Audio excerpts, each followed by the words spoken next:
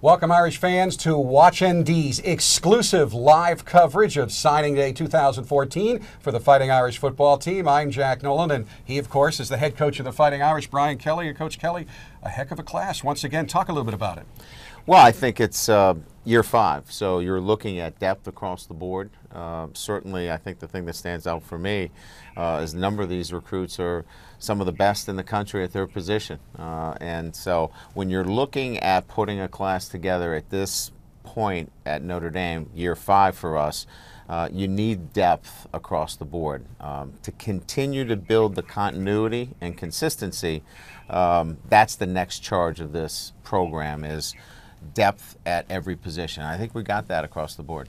And you had kind of a late commit today, Daniel Cage, and he's a very important addition to this class. Well, the defensive tackle position, as you know, with the loss of Nix and Tuitt going to the NFL, I think it's very important that you continue to build your defensive linemen. And so Daniel Cage will help us. He's a very, very physical player. Hard to find those 300-pounders. Him and Peter Mokwa, both of those guys coming on board late for us, were very, very big additions to this class, and I think it really rounds it out nicely with really solid depth at the defensive end position. Now you add, really 2 solid players inside. Jay Hayes has the ability to play both inside and outside. Really like the way the defensive line came together for us. Now you approach each class basing it on a list of your needs. As you look at the needs as you headed into this process, which is not really 12 months, it's 18 months. I mean, you start looking at these guys as juniors. Do you think you filled the majority of your needs? Oh, yeah, across the board. And I think, leading up to actually the last couple of weeks, we had probably 18, 19 of these slots already filled, and then it's a matter of maybe hitting a home run or 2. And that's really where we were in the last couple of weeks. Again, we had to go find a couple of defensive linemen, which we did. I thought that really came together nicely for us. And you have to hold on to some of the guys that you have as well, and that's never easy. But the last 3 weeks with the change in the recruiting calendar really made it a race for the finish, and everybody kind of identified what their needs were and started to chip away. Of course, the changes in staffs, our guys in Texas were at risk a little bit. We had to spend some time in Texas and making sure that, we held on to our players. They were all offered by the University of Texas, so we had to hold on to those guys, which, I think Coach Cooks did a great job down there of holding on to that, piece, which is very important to us. So, again, had a lot of those guys committed, but we had to go back and make sure that they were making, the decision on Notre Dame for the right reason, and they certainly were. What does it say about the state of this program right now that you have now put together back-to-back consensus top 10 classes? Well, I think, certainly Notre Dame and the brand is still part of the reason for that. But again, another, strong finish, winning your last game, finishing in the top 20, that is very important. Coming off of, an undefeated season the year before, 21 wins in the past couple of years. All of that momentum, all of those things coming together, one of the great academic institutions, a faith-based university, all of those things make it a very, very important piece for us to go out and talk about our story, and it's a pretty good story to sell. And you mentioned the momentum. Obviously, you had terrific momentum coming off the appearance of the national championship game. You would be the first to admit that this season wins and losses wasn't what you wanted, and there was speculation, well, they're going to lose that momentum, but really at no time did you appear to lose the momentum. What were the factors that helped you maintain that momentum? I think you've touched on some of them. Well, I think some of the things I talked about and the relationships that you build over that period of time. I think our coaches do a great job of building relationships from day one, and it's a long recruiting process. You don't start, on day one. Again, a couple of the defensive linemen we got in there late and we took a shot at. We didn't win all those battles, but again, I think we had something to show them that was worth for them to take a look at. But I think it's relationships with the coaches. I think it's a 40-year decision over a 4-year decision that resonates regardless of your win-loss situation.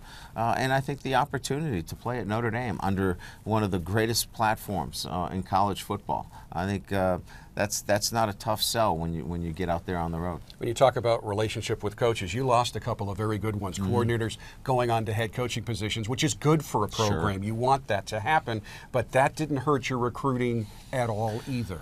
Well, we had, obviously great continuity on the offensive side of the ball in the sense that, I was so involved in the offensive side. So losing Chuck from a recruiting standpoint, we were able to pick up from that right away. Certainly you lose a great coach there in Chuck Martin, and he's going to do great things at Miami of Ohio. But I thought we were able to get right back into what we were doing recruiting-wise there. Defensively, you never know because you lose your defensive coordinator.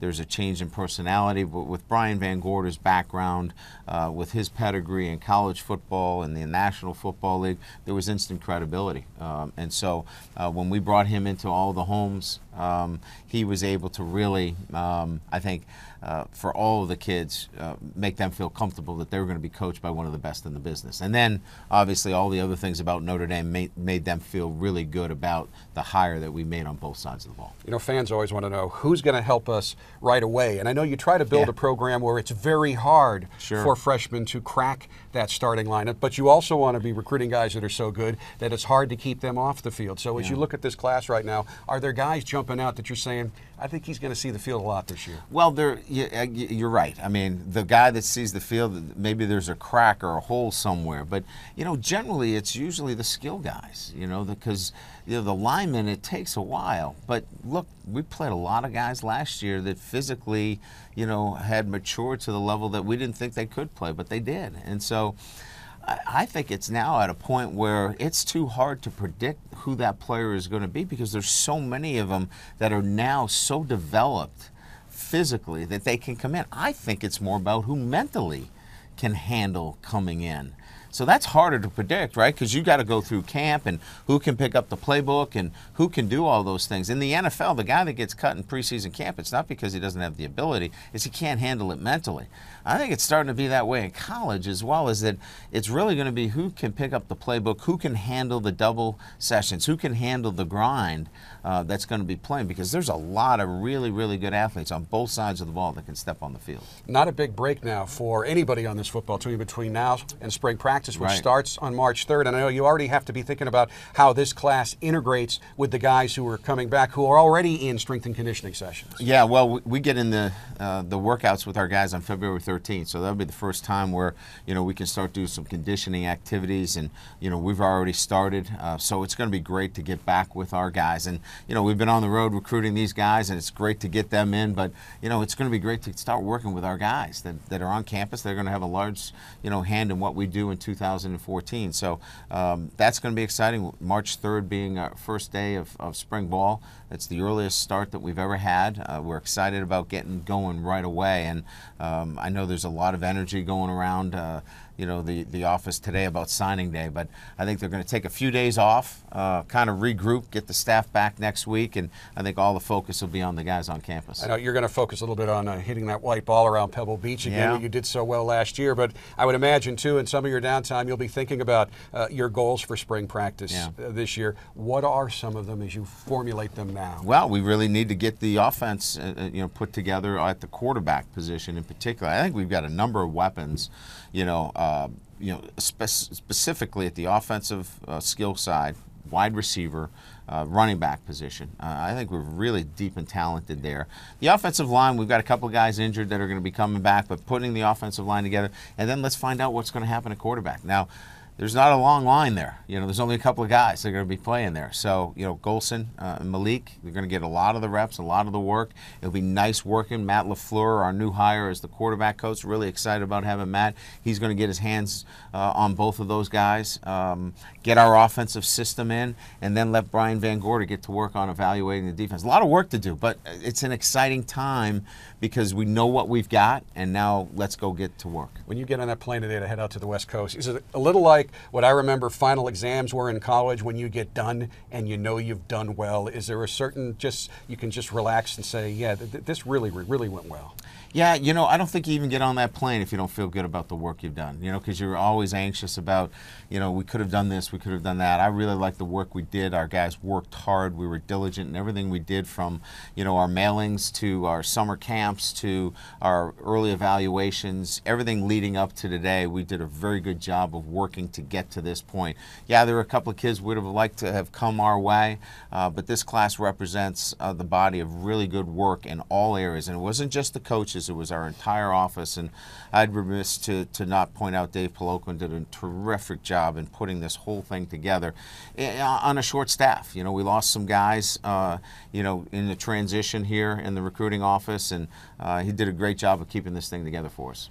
Coach, thanks for taking the time to trek over in the snow Absolutely. to our FIDM studios. And you're going to get to hear a lot more from Coach. Coming up at noon, he will meet with the media over in the Goog, and he will go over each and every young man who has signed a letter of intent today to play football for the Fighting Irish.